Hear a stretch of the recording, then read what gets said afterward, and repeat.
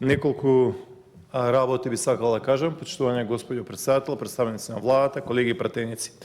Колешки би сакал една работа да прашам, а тоа е дали во Валандово, во овој мандат за живот во Македонија, како што вие велевте, имате отворено една фабрика или еден погон во Валандово? Нула, ни еден, ништо.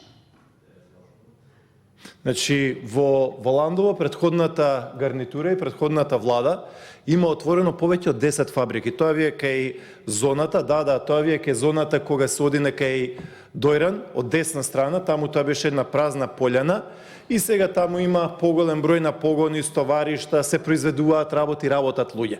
Сега, вие може да најдете забелешка ваква и таква, но таму се вработени повеќе стотици луѓе.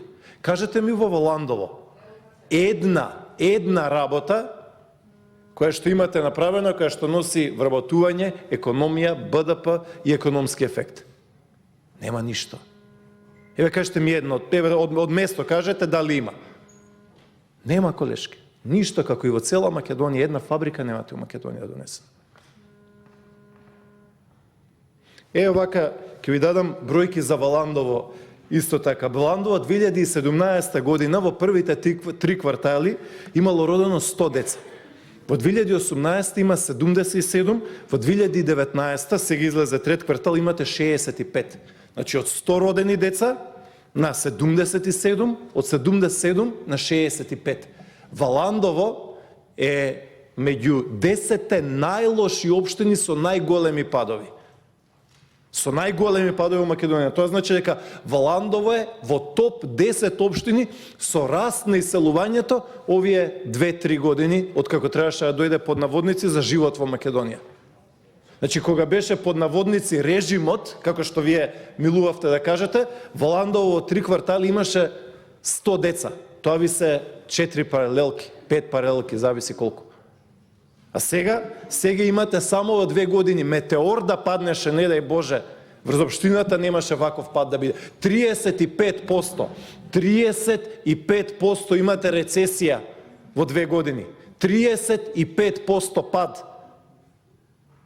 Невидено и на ниво на Македонија што гледаме како бројки, а во ова најлоша Македонија која што имаме, откако има статистика и бројки во Македонија, во таа најлоша Македонија, Валандово е меѓу 10 најлоши.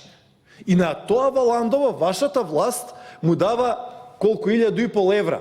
На општините 50 милиони, а во Валандово нема луѓе, па не треба да живеат, не треба Дојран денар да се даде. А на Куманово колку дадовте? 1.000.000 евра. На Тетово 1.000.000 евра. На Охрид, кој што беше најзадолжена општина од владата на СДСМ, 1.000.000 евра.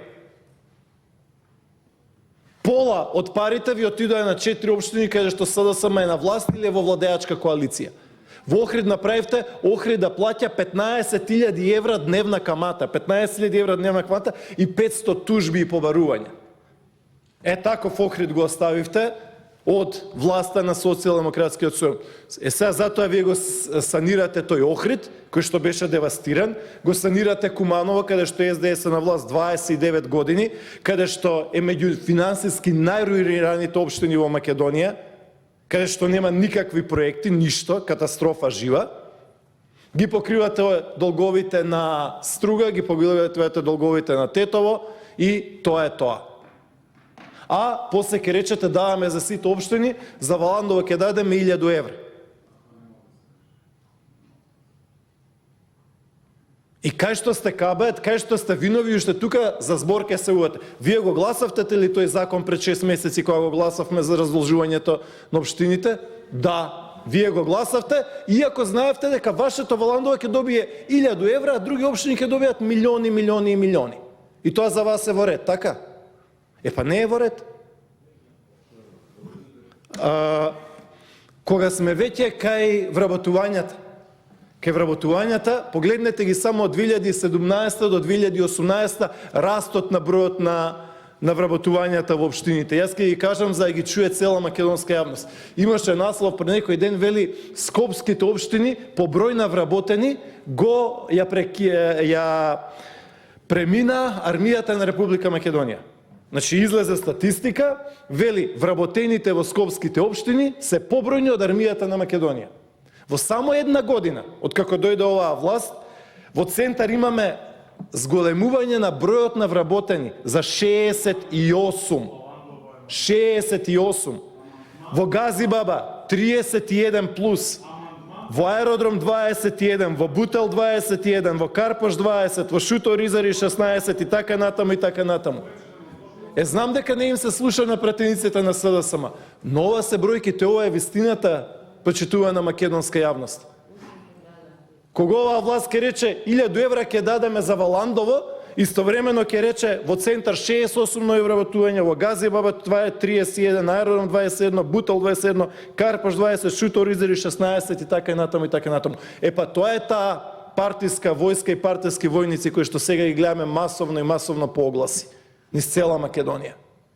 Тоа е таа ситуација во која што во Валандово немаме една нова фабрика како што нема во цела Македонија, а ќе дошле Google и Facebook. Или како беше Volkswagen, може би ќе дојде во Македонија. Така ни велеше Зоран Заев во Астон Мартин Кошула.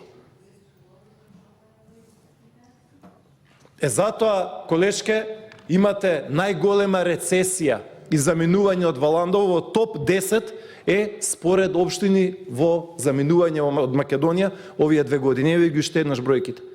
Ако нема народ, се е џабе, а снемува народ во Валандово, не само во Валандово, и Богданци иста ситуација, и во Дојран. Значи, во Валандово 2017 во 3 квартали 100 родени деца, 2018 77, 2019 65.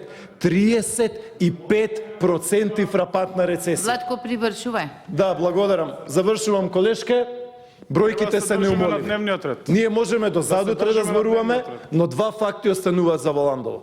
Прво, нема никакви вложувања во Валандово. Срамота е ова што владата одвојува 1000 евра за Валандово. Тоа е срамота. Крај. Нема никаква нова фабрика во Валандово. Младите се заминуваат и да, имате и политички пораз во Валандово, кој што беше 400 разлика. Преземете обврска. Ако изгубите еден разлика во Валандово повеќе од ВМРО ДПМН, дека ќе си поднесете оставка. Јас не велам еден разлика. Еве кажете, се што ќе биде под 500 разлика, да не си поднесете оставка. Во Валандово не 500, мислам дека и многу повеќе ќе загубите. Еве за 3 месеци се изборите. Значи Валандово референдумски ќе каже не, но ова историски голема лакрдија за целиот регион на Југоисточна Македонија. Благодарам. Колеги, значи работиме цел ден, кажавме